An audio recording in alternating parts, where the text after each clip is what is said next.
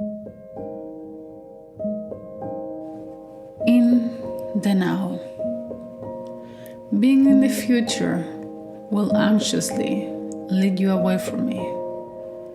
Being in the past will painfully lead you away from me.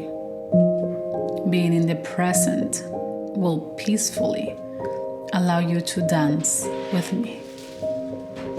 Creativity.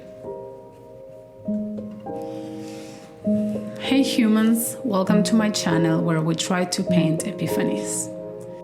You want to be more creative.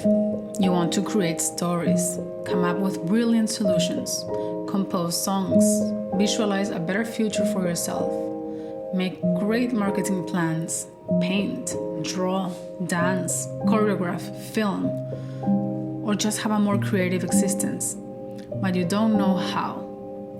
Do you feel you're busy and constantly putting out fires, and it just doesn't naturally occur to you like it does to others? Well, we're all capable of creativity, and today I'm going to explain to you the importance of mindfulness to achieve it, how to practice mindfulness, and what to expect from it.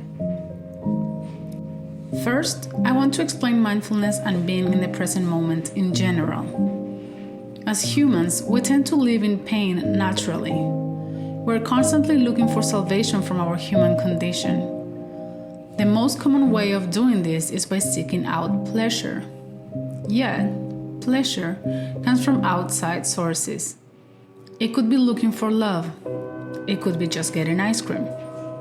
Regardless of which pleasure it might be, it would just cause you more pain in the future, either by negatively compounding or by the pain of absence when the pleasure fades away. In the case of ice cream, for example, by gaining weight or negatively affecting your health.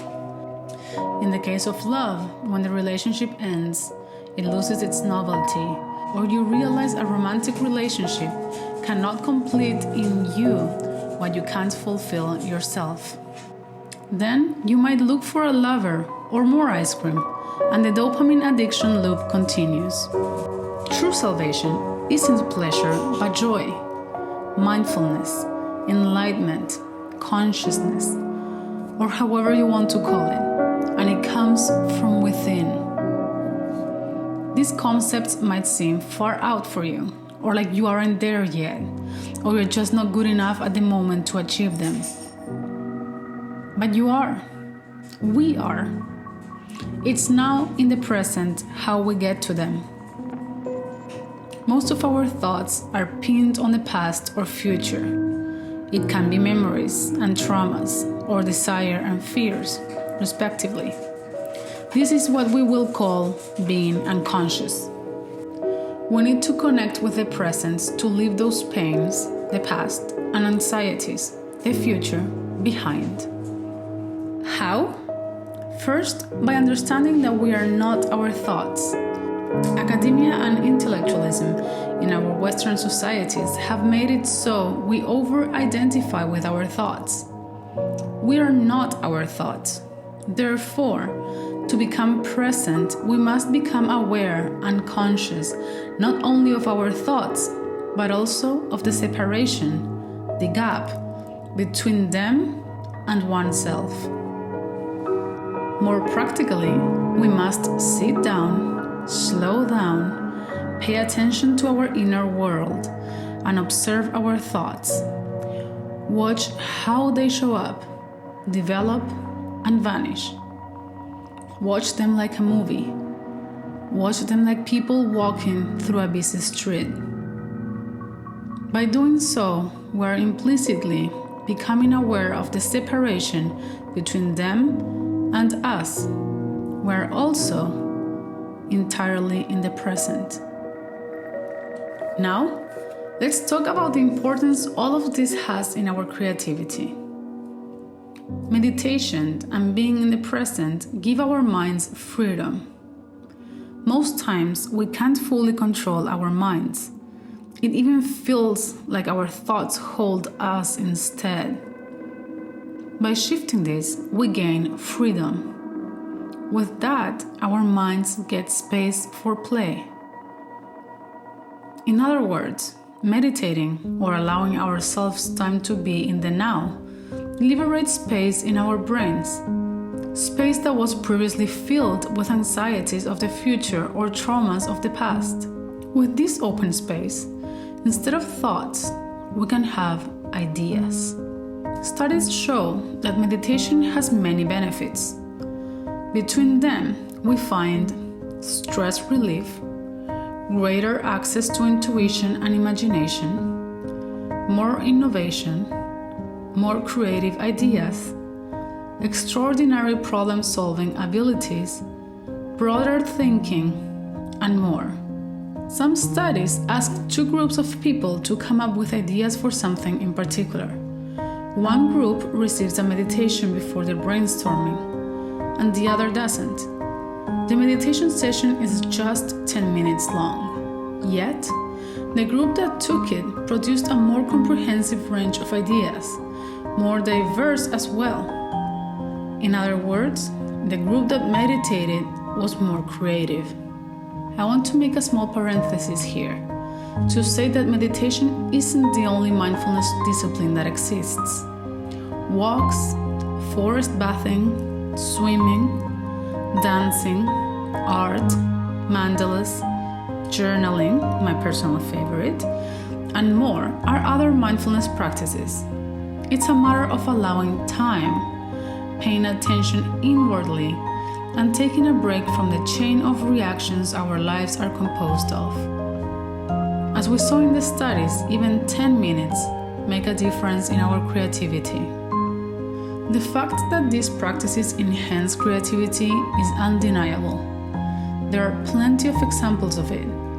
Many of our great leaders who had to come up with solutions to huge problems under stress claim to have mindfulness practices. Also, big companies like Nike, Disney, Apple, and Google invest in offering space, time, workshops, and more for their teams to practice mindfulness, since they know the importance it has for their employees to be creative. So don't think that meditation and sitting down and becoming a monk is the only way you can achieve this. You can also just go for walks, look at something you love, look at painting with relaxing music, or whatever will work for you to be able to look at your thoughts instead of having them, and to calm down. Lastly, I want to add that studies show you get benefits from meditating regardless if you are a practitioner or a beginner. So if you feel like you don't know what you're doing, please know you'll still benefit from doing this. You'll still benefit from trying or putting a meditation in your headphones in YouTube or in a podcast or whatever it might be.